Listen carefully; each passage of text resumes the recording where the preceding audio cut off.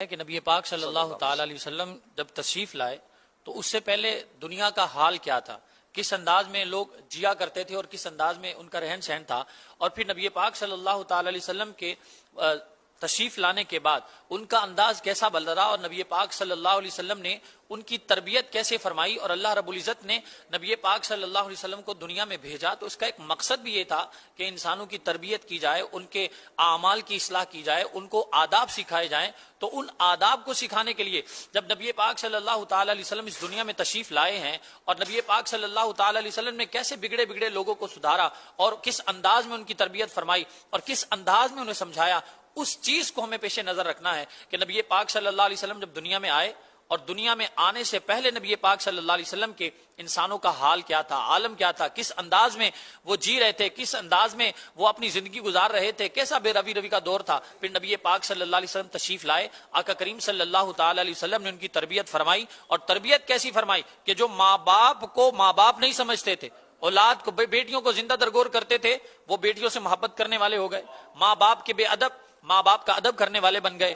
جو کسی کے حق تلفیاں کرنے والے تھے وہ حقوق پامال کرنے والے، ایک دوسرے کا خیال رکھنے والے ہو گئے۔ یہ نبی پاک صلی اللہ تعالی علیہ وسلم کے اخلاق کریمہ جو ہیں یہ ہمارے لیے اصل آپ کی بعثت کا مقصد یوں سمجھیے کہ نبی پاک علیہ الصلوۃ والسلام کو بھیجنے کا جو مقصد تھا وہ ہے تربیت انسان، اللہ رب العزت کی مخلوق کی انسانوں کی تربیت کی جائے، اور اس کا ایک بہترین نمونہ ہمارے لیے نبی پاک صلی اللہ تعالی علیہ وسلم کے اخلاق کریمہ ہے کہ اللہ رب العزت نے خود قرآن پاک میں ارشاد فرمایا لقد کان لکم فی رسول اللہ اسوۃ حسنہ، کہ نبی پاک صلی اللہ علیہ وسلم کے اخلاق کریمہ تمہارے لیے بہترین نمونہ ہے۔ آقا کریم صلی اللہ تعالی علیہ وسلم نے بتایا کہ دوسروں کے ساتھ معاملات کیسے کرنے ہیں، اور نبی پاک صلی اللہ تعالی علیہ وسلم نے ماں باپ کے حقوق ہمیں بتائے، ماں کا ادب کر کے ہمیں بتایا کہ کس انداز میں کرنا ہے، ازواج کے حقوق کیا ہیں وہ نبی پاک صلی اللہ تعالی علیہ وسلم نے ہمیں سکھائے، اولاد کے حقوق کیا ہے، اولاد سے محبت کیسے کرنی ہے وہ نبی پاک صلی اللہ تعالی علیہ وسلم نے ہمیں سکھائی۔ تو نبی پاک صلی اللہ علیہ وسلم کے دنیا میں تشریف لانے کا ایک بہت بڑا مقصد یہ بھی ہے۔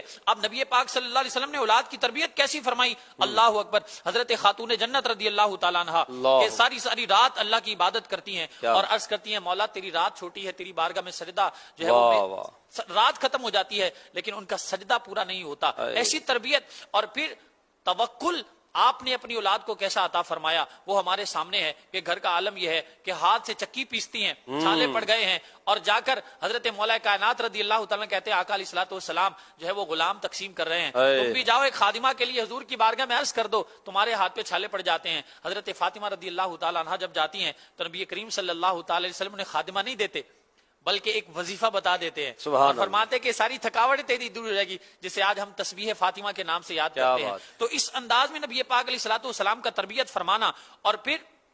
یہی اصل مقصد ہے کہ ہم نبی پاک صلی اللہ تعالی علیہ وسلم کے اخلاق کریمہ کو اپنائیں، اور نبی پاک صلی اللہ علیہ وسلم دنیا میں تشریف لائے، اللہ کے رب العزت نے آپ کو بھیجا، آپ نے تربیت فرمائی، اور جتنے نبی پاک صلی اللہ تعالی علیہ وسلم کے ہم پر احسانات ہیں، نبی پاک صلی اللہ تعالی علیہ وسلم نے دین کی تبلیغ میں کتنی مشقتیں برداشت کی، نبی پاک علیہ الصلوۃ والسلام کو کیا کیا نہیں کہا گیا، آپ پر پتھر نہیں برسائے گئے، آپ کے رستے میں کانٹے نہیں بچھائے گئے، آپ کو برا بلا نہیں کہا، اپنوں نے نہیں چھوڑا، اپنے رشتہ دار آپ کے مخالف ہو گئے، جو اعلان نبوت سے پہلے آپ کے ساتھ رہنے والے تھے، معاملات کرنے والے تھے، جیسے ہی اعلان نبوت ہوتا ہے آپ کے مخالف ہو جاتے ہیں۔ اتنی مشقتیں برداشت کی کس کے لیے؟ ہم اللہ کے قریب ہو جائیں، ہم اللہ رب العزت کے احکامات کے پاسدار ہو جائیں، اللہ رب العزت کی بندگی کرنے والے ہو جائیں۔ تو نبی پاک صلی اللہ تعالی علیہ وسلم نے اتنا کچھ دین اسلام کی تبلیغ کے لیے برداشت کیا، فقط کس لیے کہ جو آپ کی بعثت کا مقصد تھا اسے پورا کرنے کے لیے، کہ میں انسانوں کی تربیت کے لیے بھیجا گیا ہوں، اللہ رب العزت نے مجھے بھیجا اس لیے ہے کہ میں اللہ کے بندوں کی تربیت کروں، اس تربیت کے لیے نبی پاک علیہ الصلوۃ والسلام نے اتنا کچھ برداشت کیا ہے۔